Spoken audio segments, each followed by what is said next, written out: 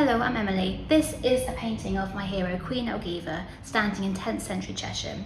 It's the result of a community art project that I created and ran last year.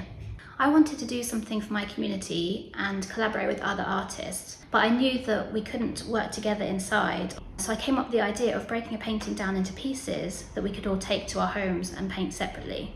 So I pitched the idea to my local theatre and I spent 5 months researching, doing sketches, prepping the canvases and distributing them. So this painting is made up of 40 canvases painted by 40 different local artists of all ages, abilities and backgrounds.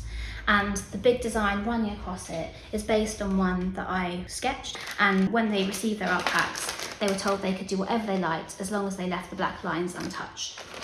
So each canvas is unique, from the multicultural handshake, the one with buttons, one with sweet wrappers. There's even one with embroidery on it, and this gives a patchwork effect. I wanted to put symbols and historical references in the painting. There's loads of creatures in the painting that would have existed in 10th century Chesham. King Edward's coin, Old English. I even managed to squeeze in a 10th century doodle of a badger. Queen Ælgifu is the first person to ever write the word Chesham down anywhere. She diverted the River Chesh to make a mill. Even though she didn't have children, she still left a really powerful legacy. So doing this project was great because we could raise the profile of a female character from our history, and for that I'm really proud of what we did.